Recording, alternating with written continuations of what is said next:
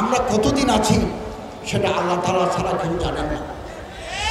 তবে 90 দিনের একটা কয়েদ ছিল যে উইদিন 90 ডেজ আমরা নির্বাচন দিয়ে দায়িত্ব হস্তান্তর করব, কিন্তু 90 দিনের ভিতরে আমরা পারবো না, কারণ আইন শৃঙ্খলা এখনো সম্পূর্ণ নিয়ন্ত্রণে আসে নাই,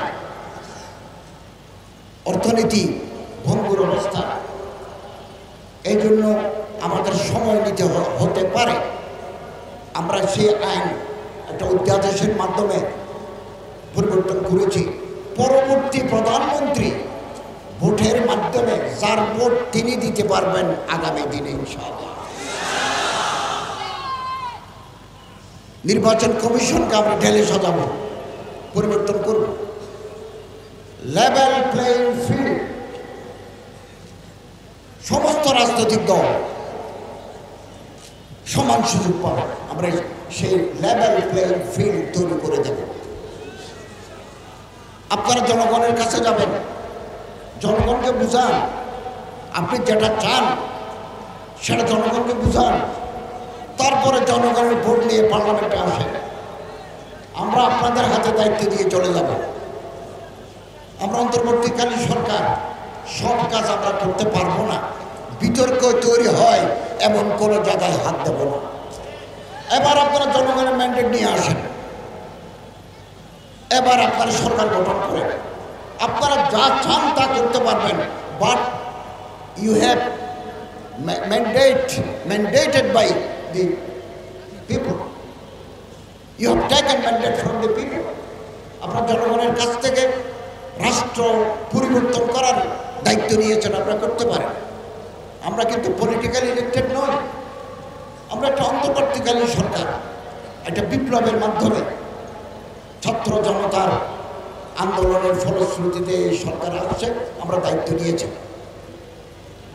এবং দীর্ঘদিনের ঝঞ্ঝাল এগুলো পরিষ্কার করতে আমাদের সময় লাগবে। এবং যে আগামী দিনে সরকার আসবে সেই সরকার হচ্ছে বেশি গুরুত্বপূর্ণ। একতরফ বাহামি নাজার এগুলো দূর করুন, এক মুসলমান আর এক মুসলমানের হাত ধরুন। একতলাফাত থাকবে, ইত্তেফাক মাল ইখতিলাফ। আল্লামা মুফতি শফি সাহেব রহমতুল্লাহ আলাইহি বলেন, একতলাফ কোনোদিন যাবে না, যাওয়ার সম্ভাবনা নাই। এই একতলাফ নিয়েই আমরা ইত্তেফাক হব, আমরা একে অপরের হাত ধরব। আমাদের কলিজা ছোট কেন? আমরা কেন আমাদের কলিজা বড় করতে পারি না? কেন আমাদের দৃষ্টিভঙ্গি সংকীর্ণ? We have been confined within ourselves. আমরা আমাদের নিজেদের মধ্যে বন্দী হয়ে আছি। আমি এদেশের ধর্ম উপদেষ্টা, আমি মুসলমানদের ধর্ম উপদেষ্টা, আমি হিন্দুরও ধর্ম উপদেষ্টা, আমি বৌদ্ধেরও ধর্ম উপদেষ্টা, আমি খ্রিস্টানেরও ধর্ম উপদেষ্টা। চট্টগ্রামের পাহাড়ে, ময়মনসিংহের পাহাড়ে যারা থাকে তারা কোনো না কোনো ধর্ম মানে। এই বড় 4-5টা ধর্ম বাদ দিয়ে আর অন্যান্য ধর্ম মানে, আদিয়ান বাদ দিয়ে অন্য ধর্ম মানে। আমি তাদেরও প্রতিনিধি। আমার মন্ত্রণালয়ে হিন্দু কল্যাণ ট্রাস্ট আছে, বৌদ্ধ কল্যাণ ট্রাস্ট আছে, খ্রিস্টান কল্যাণ ট্রাস্ট আছে, ওখানে টাকা আছে, এগুলো বিতরণ করতে হয়। তাদের উপাসনালয় আমাকে ভিজিট করতে হয়।